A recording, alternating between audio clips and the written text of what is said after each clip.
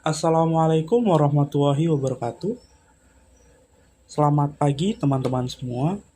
Sebelumnya, saya mengucapkan terima kasih kepada Bapak Dr. Haji Beni Nur Miftahul Ulum selaku dosen pengampu pada mata kuliah Manajemen Zakat, dan juga terima kasih telah mempersilahkan kami untuk mempresentasikan diskusi pada pagi hari ini.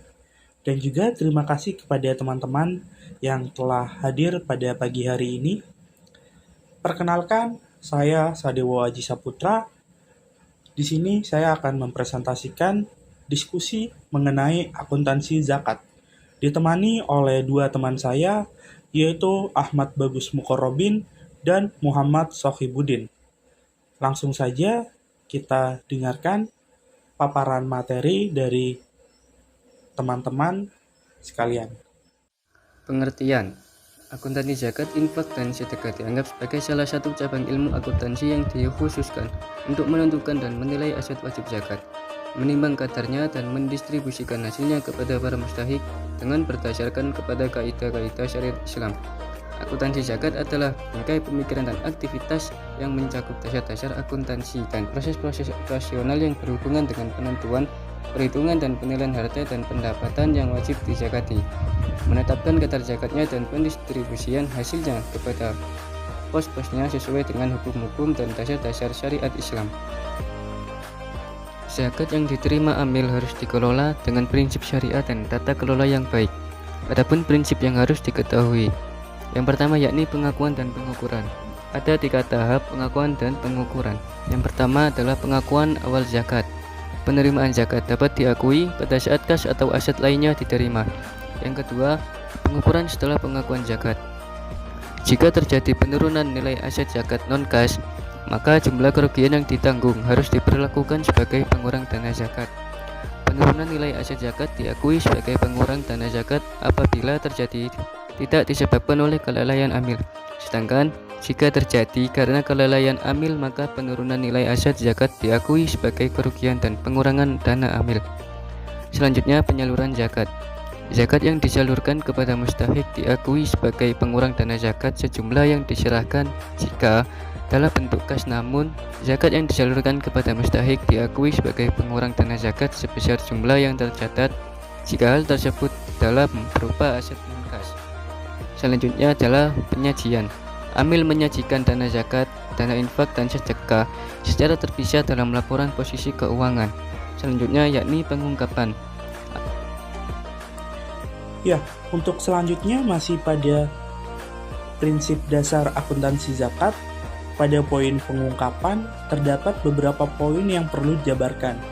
Yang pertama, yakni kebijakan penyaluran zakat seperti penentuan skala prioritas zakat mustahik non-amil.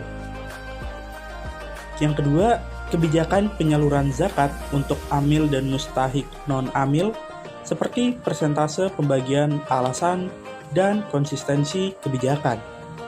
Yang ketiga, metode penentuan nilai wajar yang digunakan untuk penerimaan zakat berupa aset non-kas. Yang keempat, rincian jumlah penyaluran dana zakat untuk masing-masing mustahik. Poin yang terakhir, yaitu poin kelima, penggunaan dana zakat dalam bentuk aset kelolaan yang masih dikendalikan oleh amil atau pihak lain yang dikendalikan amil. Jika ada, diungkapkan jumlah dan persentase terhadap seluruh penyaluran dana zakat beserta alasannya. Selanjutnya, komponen laporan keuangan. Dalam pernyataan standar akuntansi keuangan nomor 109 tentang akuntansi zakat, infak, dan sedekah, terdapat beberapa komponen laporan keuangan yang harus dibuat oleh amil secara lengkap yang terdiri dari neraca atau laporan posisi keuangan. Yang kedua, laporan perubahan dana. Yang ketiga, laporan perubahan aset kelolaan. Yang keempat, laporan arus kas. Yang kelima, catatan atas laporan keuangan. Akuntansi zakat infak sedekah berdasarkan PSAK nomor 109. Akuntansi zakat yang ada dalam pernyataan standar akuntansi keuangan nomor 109 bertujuan untuk mengatur pengakuan, pengukuran, penyajian, dan pengungkapan transaksi zakat, infak, dan sedekah. PSAK ini berlaku untuk amil, yakni suatu organisasi atau entitas pengelola zakat yang pembentukannya dan pengukuhannya diatur berdasarkan peraturan perundang-undangan yang dimaksud untuk mengumpulkan dan menyalurkan zakat, infak, dan sedekah. Tujuan akuntansi zakat: menyajikan informasi mengenai ketaatan organisasi terhadap ketentuan syariat Islam, yang termasuk informasi mengenai penerimaan dan pengeluaran yang tidak diperbolehkan oleh syariat bila terjadi, serta bagaimana penyalurannya.